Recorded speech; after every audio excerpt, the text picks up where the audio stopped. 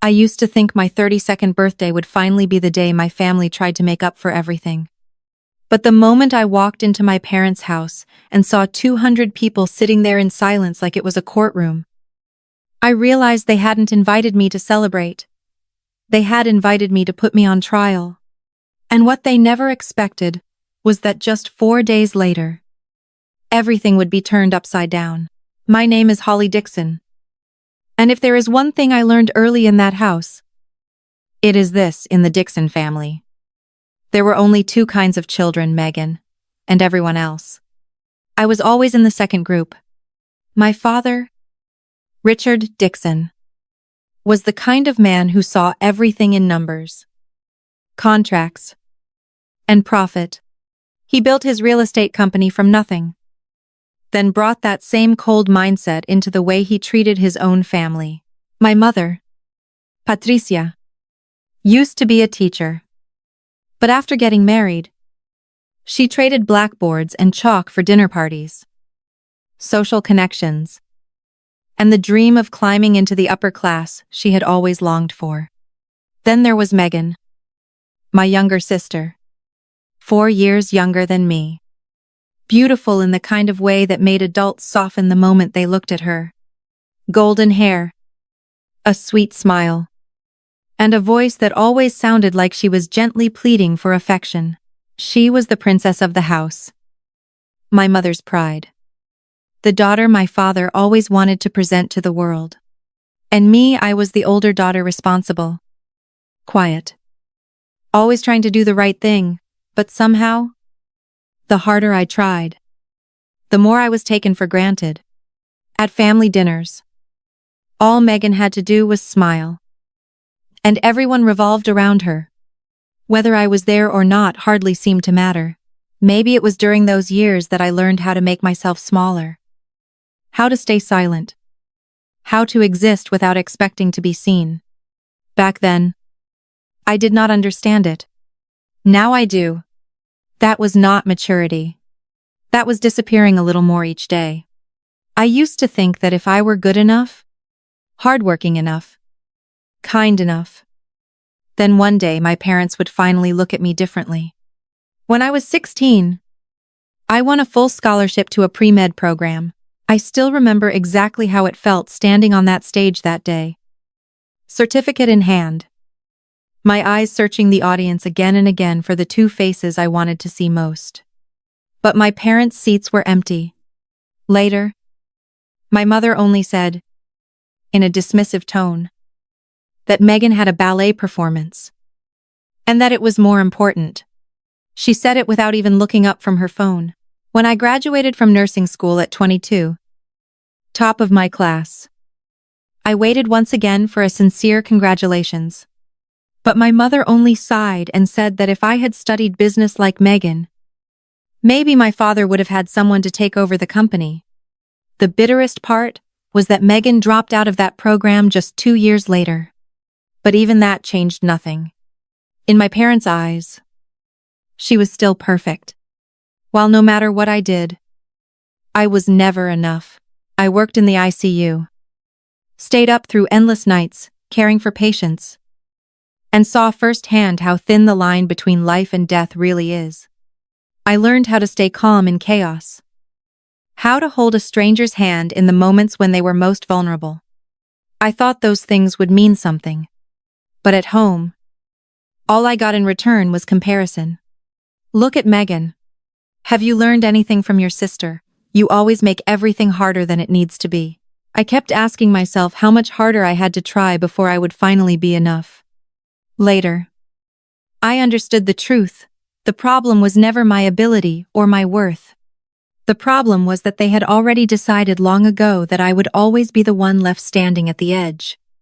If my childhood and youth were a long stretch of being overlooked, then Grandma Eleanor was the one place where I ever truly felt I belonged. She was my mother's mother, but she was nothing like her daughter. She carried a calm warmth and a kind of strength that never needed to raise its voice to prove itself.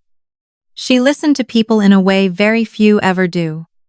When I told her I wanted to be a nurse instead of joining my father's company, she took my hand, hers warm and steady, and told me that caring for people was one of the noblest callings in the world. She told me not to let anyone make me believe otherwise. I carried those words with me for years, while my mother used sharp words to make me shrink. Grandma used gentleness to help me stand tall. In her house, I did not have to play the role of the perfect, obedient daughter or the endlessly accommodating older sister. I could simply be myself. And that was enough.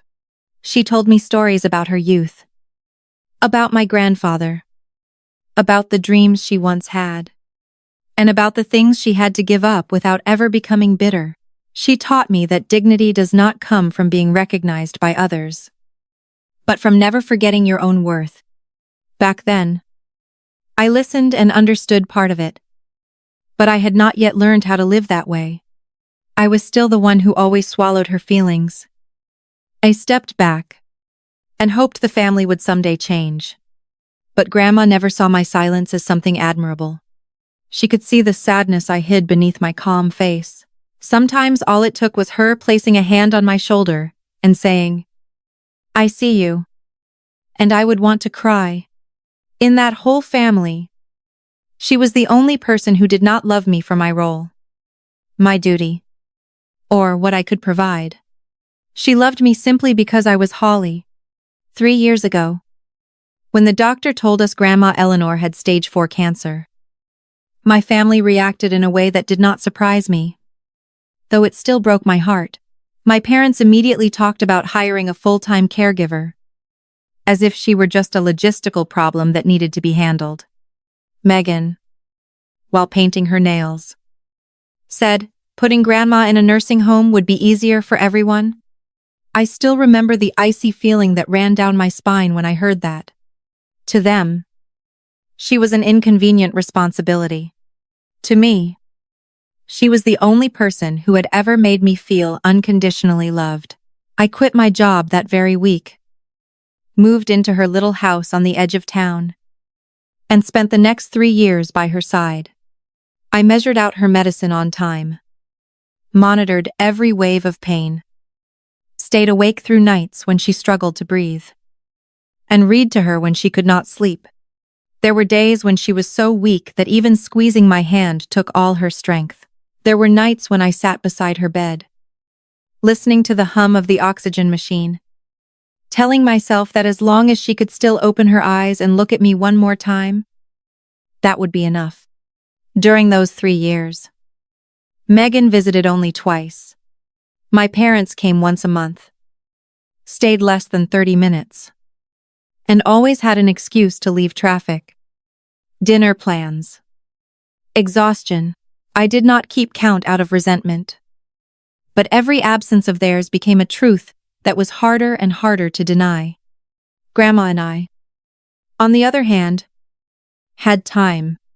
We had conversations so deep that, for the first time in my life, I felt like someone was truly teaching me how to live. When she passed away 6 months ago, she went peacefully in her sleep, her hand still resting in mine. At that moment, I thought the greatest pain was losing her. I had no idea that right afterward, my family would begin circling what she left behind like a pack of starving vultures. Grandma's funeral had barely settled before my mother pulled me aside in that cold, familiar tone of hers. She told me not to act like I had sacrificed so much, because Eleanor was not going to leave me anything anyway. At the time, I said nothing. Not because I agreed, but because I was too exhausted to argue. Later, though, I realized that even then, they had already started calculating. 1 week before my birthday, my phone rang just as I finished a long hospital shift. Megan's name flashed on the screen. She almost never called me, practically never. Her voice was unusually sweet as she asked whether I had received any letter from a lawyer about Grandma's estate. I said no, and she immediately changed the subject, saying the family wanted to throw me a surprise birthday party, inviting all the relatives as a way to heal after so much distance between us. In 32 years, my family had never thrown me a birthday party even once, and yet that day, I still let a small, foolish spark of hope flicker inside me. I told Danny about it, and he looked at me with open suspicion. He reminded me that people do not change overnight, they only get better at hiding their intentions. I forced a laugh and told him he was being too negative. But that night, I could not sleep. Why had Megan asked about the lawyer before mentioning the party? Why? After all these years? Did they suddenly want to fix everything? Deep down, I knew something was wrong. But part of me still wanted to believe. Maybe because I had waited too long for a sign that my family finally wanted to treat me like one of their own. And if you have ever felt like you had to fight for even the smallest bit of recognition from people who were supposed to love you unconditionally, leave a comment with the number 1. I understand that feeling better than anyone. Danny was the first person who made me stop and truly question that whole birthday party story. He had been my best friend since nursing school. The kind of person who did not waste words on empty comfort, but always showed up exactly when it mattered. When I told him about Megan's call, he did not look happy for me the way I had expected. He set his clipboard down, looked at me for a long moment, and said plainly that this was not normal. He reminded me that my family had never celebrated my birthday, never made any real effort to make things up to me, never changed the way they treated me just because they suddenly felt guilty. I still remember the way he frowned when he asked, "Why now, and why did she ask about the lawyer first?" I tried to brush it off. I said maybe after what happened with Grandma Eleanor. Everyone felt remorse. Maybe they were trying to become a real family at last. Danny did not argue any further. But the look in his eyes did not soften. He only said that if I was still going to go, then at least I should not walk in there with my heart completely wide open. I should leave myself a way out. At the time, I did not know how to answer him. I wanted to believe in something good, even though my own life had proven the opposite more times than I could count. That night, I lay in the dark, replaying Megan's call over and over in my head. The sweetness that felt too deliberate. The hesitation. The question about the lawyer. The sudden invitation. Every small detail began stacking on top of the others, like pieces of a puzzle that did not quite fit. I had no proof. Only that dull unease pressing against my chest. But hope is a very hard thing to let go of, especially when you have lived so long without enough love. I told myself not to be too suspicious, not to ruin a rare chance at reconciliation. Looking back now, maybe I never truly believed them. Maybe I was only trying to believe that I was still worthy of a miracle. 3 days before the party, I ran into Aunt Ruth at the grocery store. And that chance encounter changed everything. Aunt Ruth is my mother's younger sister.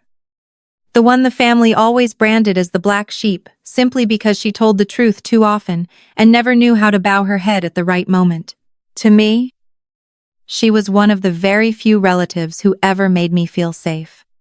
That day, she pulled me behind a display of watermelons and glanced around as if she was afraid someone might overhear us. Her face was so tense that I immediately knew something was wrong. She asked if I had heard about Megan. I shook my head, and what she told me made my whole body go cold. Megan and her husband, Kyle, had poured nearly all their money into a cryptocurrency investment introduced by one of Kyle's friends. It had collapsed, and they had lost almost $200,000. They were drowning in debt, bank debt, debt to friends, debt to anyone willing to lend them money. Aunt Ruth said my father was scrambling to come up with cash to rescue Megan. And the three of them had been holding private meetings non-stop lately. What chilled me even more was when she said outright that my family was not preparing a birthday party at all. They were preparing something else. And it had something to do with Grandma Eleanor's estate. I asked her exactly what she meant. But she did not know, or maybe she was too afraid to say more. Before she left, she squeezed my hand and told me to be careful. I stood there alone beneath the harsh fluorescent lights of the store, while the cheerful music playing over the speakers suddenly felt eerie and unbearable. Everything finally seemed to have an explanation. But at the same time, it was even more terrifying. When debt and greed show up together in a family that never really knew how to love each other properly, the person pushed forward, as the sacrifice is usually the most vulnerable one. And in the Dixon family, that person had always been me. That night, for the first time in weeks, I checked my mailbox. Because I worked night shifts at the hospital, I often forgot ordinary things like paper mail. My bills were all on autopay, and anything important usually came through email. But Aunt Ruth's words kept circling in my mind, and I could not ignore them anymore. Buried between credit card offers and grocery store flyers, I found a cream-colored envelope made of thick paper, with the name Gerald Whitmore Law Office printed in the top left corner. The moment I saw it, my heart started pounding. I tore it open right there on the doorstep and used the light from my phone to read it. The letter was brief and formal, asking me to come to the office to discuss a matter related to Grandma Eleanor's estate. Only I was invited. Not my mother. Not the family. Not the heirs. But me. I read it over and over, trying to find out whether I had misunderstood. Grandma's little house came back to me in a rush. Along with all the months I had spent taking care of her there, I had always assumed everything would go to my mother or be divided among the family.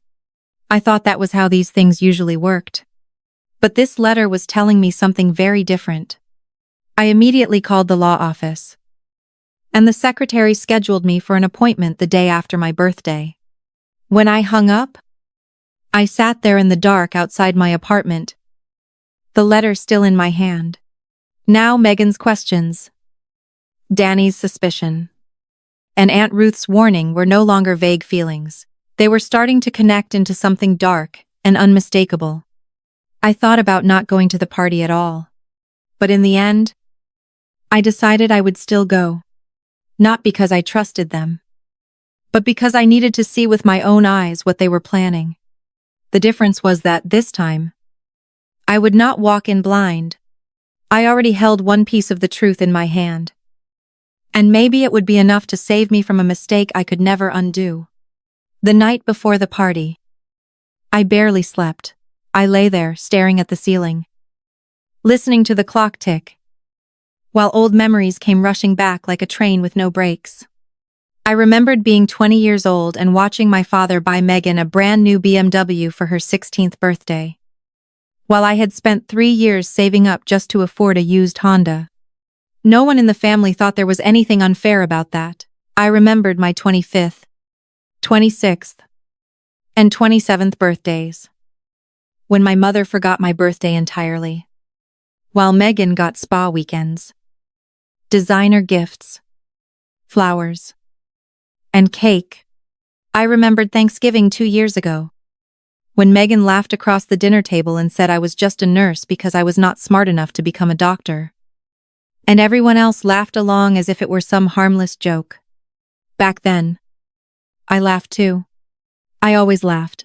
I always chose silence, because I told myself I was being mature, being patient, keeping the peace. But that night, in the dark, I realized a truth I had avoided naming for far too long every time I stayed silent to keep the peace. I was giving up another piece of myself. No one was saved by that patience. It only made it easier for them to keep hurting me without ever facing resistance. I thought about what the future would look like if I kept living that way. More years of being the extra person at family gatherings. More holidays spent smiling through insults. More moments of watching my parents light up for Megan while I faded into the background like air. I did not want to live like that anymore. I took out the last letter Grandma Eleanor had written to me from my bedside drawer and read it again. Her shaky handwriting seemed to go straight into my heart. Live the life you deserve to live. I pressed the letter to my chest, closed my eyes, and made myself a promise that tomorrow, no matter what happened, I would not keep disappearing for the sake of fake peace. I arrived at my parents' house the next afternoon wearing a navy blue dress, the color Grandma Eleanor had always loved most. The moment I turned onto their street, I knew something was wrong. Cars were packed all along the driveway, spilling onto both sides of the road, even onto the neighbor's grass. It was far too crowded for a birthday party, far too strange for a family reunion. I texted Danny that I had arrived and that something felt off. He replied almost immediately that he was parked 2 blocks away and that if I called, he would come right away. That one message alone steadied me more than I expected. The front door was unlocked. I pushed it open and froze. The living room had been turned into something like a courtroom. Long rows of folding chairs had been set up in neat lines. Maybe 200 seats in all. And nearly every one of them was filled. Relatives. My father's business associates. Old neighbors. People I knew by name and people I did not. But there were no balloons. No birthday cake. No banner. No sign of any celebration meant for me. There were only 200 pairs of eyes turning toward me at once. Megan appeared at my side with a smile so wide it looked fake, hooking her arm through mine and steering me deeper into the room as if I were a late actress arriving for a play that had already been staged. I asked where the cake was. I asked what was going on. She only told me to stand in front of the long table at the far end of the room. My heart pounded so hard it hurt. No one wished me a happy birthday. No one smiled. No one said a word. I stood there alone in front of 200 people. And for the first time in my life, I fully understood what it meant to be turned into a display for my own family's humiliation. If by this point you can already see the truth clearly, remember to like the video so more people can hear this story too. Because some family wounds are only seen when someone dares to speak about them. While I was still trying to understand what was happening, my father stood up from his chair behind the long table, holding a microphone like it was a wedding reception. The whole scene was so bizarre. I almost thought I had to be dreaming. He thanked everyone for coming, then announced that tonight our family needed to resolve an important matter. The room was completely silent. 200 people sitting upright as if they were waiting for the show to begin. My throat was so dry I had to keep swallowing. I asked my father what was going on, but he snapped at me to be quiet. Then he pulled a thick stack of papers from inside his suit jacket and held it up like evidence in a courtroom. He declared that it was a detailed record of every dollar my parents had spent raising me from birth until the day I left home: food, clothes, school, medical bills, birthday gifts, everything. Then he flipped to the last page and pointed at the final number, $400,000. He said that was the amount they had wasted on a daughter who had turned her back on the family. I stood there frozen. I had never turned my back on anyone. I was the one who always showed up, always stayed quiet, always tried. But he did not stop there. He said I had 2 choices: either pay back every cent or sign papers giving up any claim I had to Grandma Eleanor's house. I went numb when I heard the words "my claim to the house." I said I had not even read the lawyer's letter yet. He told me that did not matter. It was obvious that in their minds, the script had already been written. They believed the house was something they could force out of my hands through humiliation, pressure, and the weight of a crowd. That was when I began to understand. This was not a burst of anger. It was a carefully planned ambush.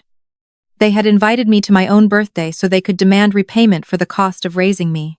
Standing there in that packed room, for the first time in my life, what hurt most was no longer the things they said. It was the realization that they had not truly seen me as their daughter for a very long time. The moment my father slammed the stack of papers down on the table, my mother stood up.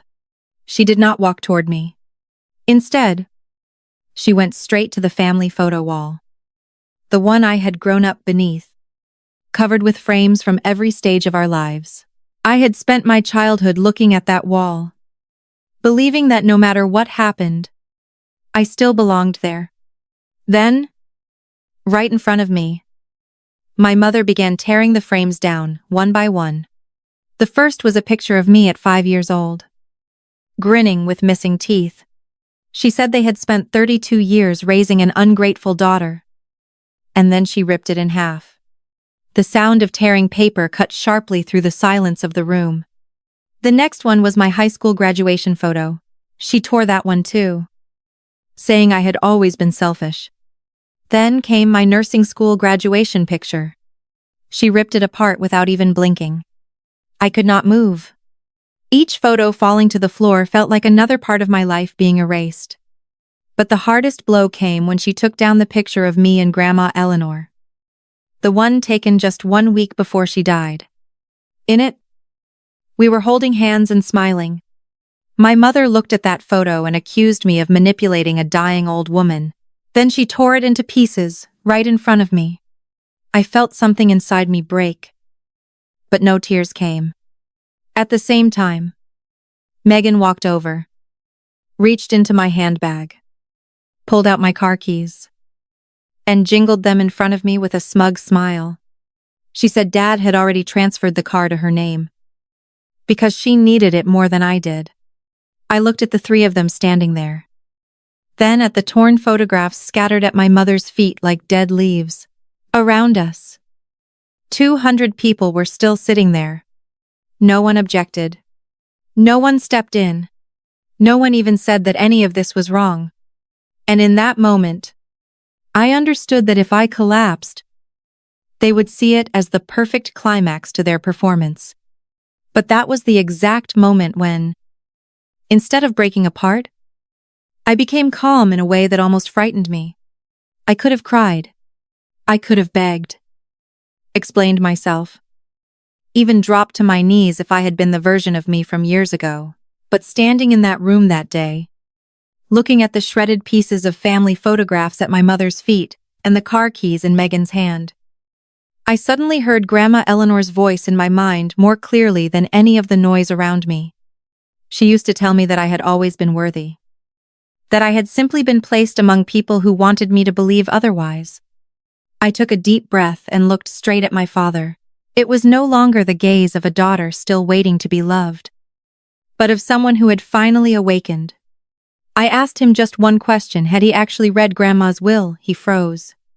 The absolute confidence on his face wavered for the first time. I asked again, more slowly, because clearly, they were trying to force me to give up something they were not even sure they had any right to touch. I said that no legal decision could be made under pressure or coercion in front of 200 people. Then I turned to Megan and asked how much money she really owed. That one question alone drained the color from her face. She pretended not to understand. But I brought up the cryptocurrency investment. I mentioned Kyle. And I named the $200,000 hole they were drowning in. The room began to stir. Whispers spread row by row. My mother quickly jumped in and said this had nothing to do with Megan. But I stopped her. No. This was exactly about Megan. About greed. About a family preparing to take what might legally be mine in order to patch up the damage their golden daughter had created. I did not raise my voice. I did not need to. My calmness in that moment was what frightened them most. Because for the first time in my life, I was no longer the one simply absorbing the blows in the story they had staged. I had stepped out of the victim role they were so used to seeing. As the room dissolved into a storm of whispers and uneasy glances, I looked directly at the stack of papers on the table and said clearly that I would not sign anything that night. I would not sign in the middle of an ambush. I would not sign while being humiliated in front of relatives, business associates, and neighbors. And I certainly would not sign something designed to legalize someone else's greed. My father slammed his hand down on the table, his voice cracking through the room as he demanded that I sign if I did not want to be cut off from the Dixon family forever. Years ago, that threat might have made me shake, but in that moment, as I looked around the room, I saw only one truth: what was really left for me to lose. They had already torn up my photographs, demanded repayment for the cost of raising me, taken my car, and turned me into a public spectacle in front of 200 people. The title of family they were using to control me had already been destroyed by their own hands long before that night. I touched the bracelet Grandma Eleanor had given me the day before she died. The one still wrapped around my wrist. I slipped it off and tucked it into the pocket over my heart, as if protecting the last real piece of love I had in that room, full of lies. Then I said, loudly enough for everyone to hear, that I would not stand there and let them erase me anymore. I turned and walked toward the door. No one stopped me. No one called my name.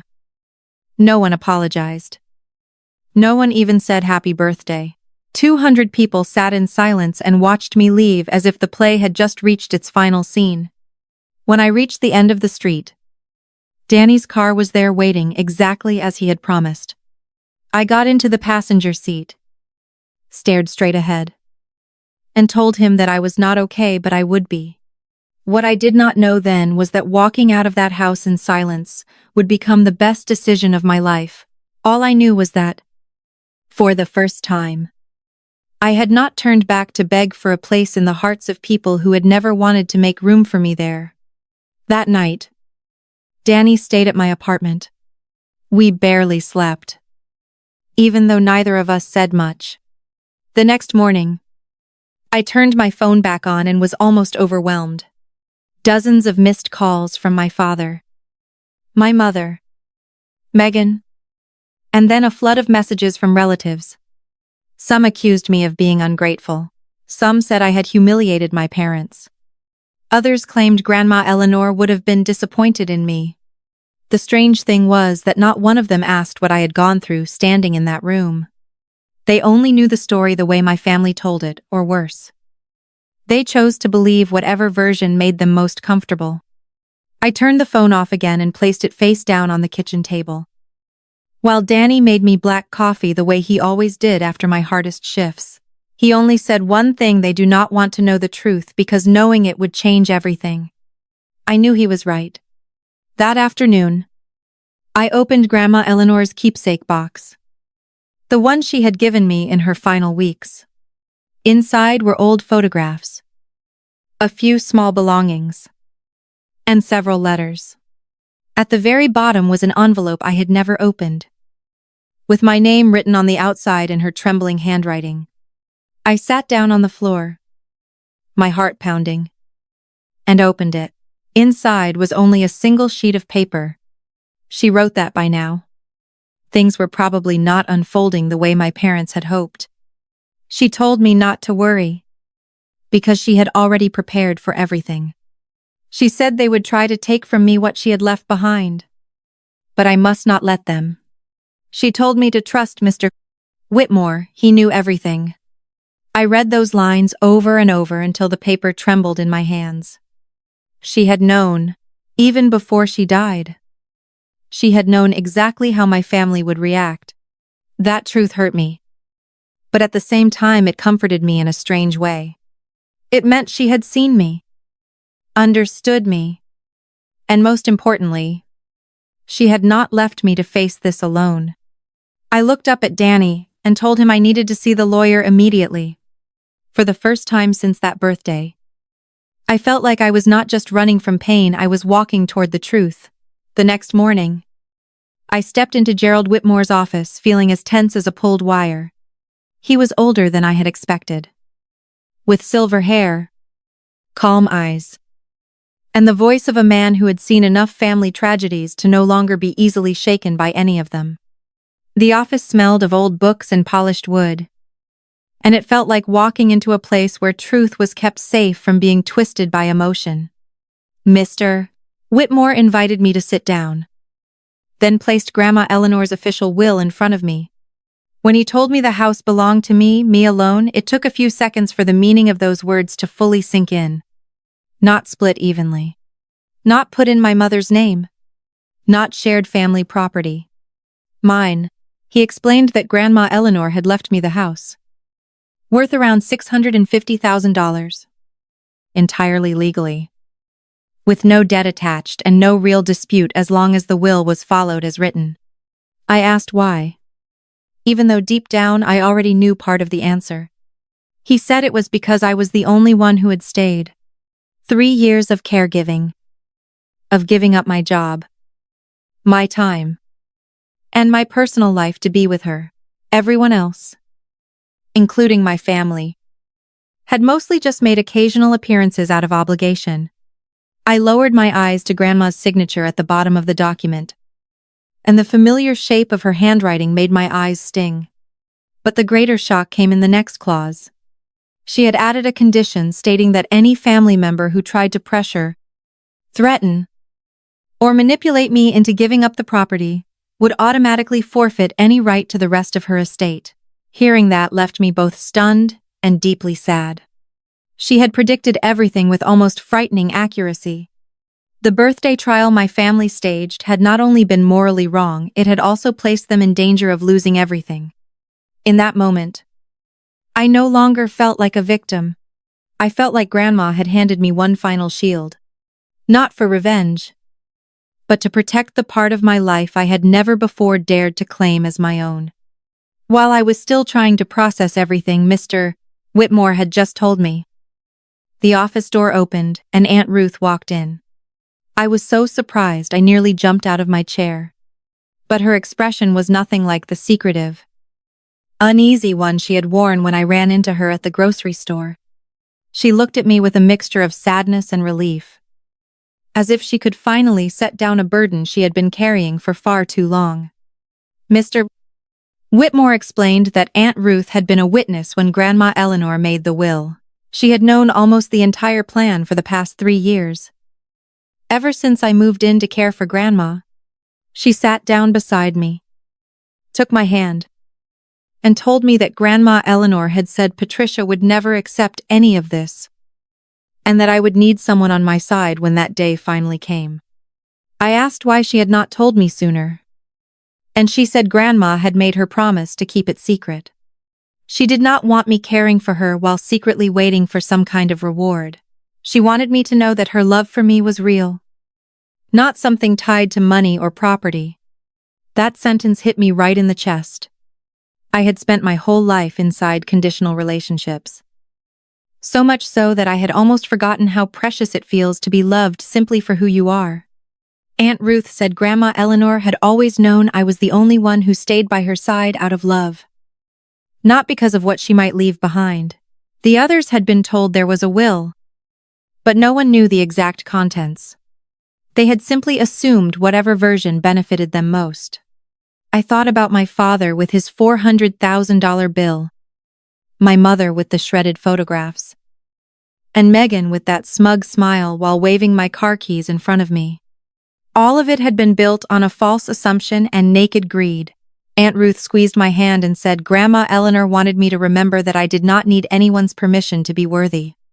I cried right there for the first time since that horrific birthday. But they were no longer tears of humiliation or heartbreak. They were tears of truth finally being restored to its rightful place. Starting on the second day after my birthday, the tone of my family's calls changed completely. No more commands. No more blame. Just panic. My father texted that there had been a misunderstanding. My mother claimed things had never meant to go that far. Megan was nearly hysterical, because the lawyer had confirmed that I was the sole heir. I read those messages and felt nothing but emptiness.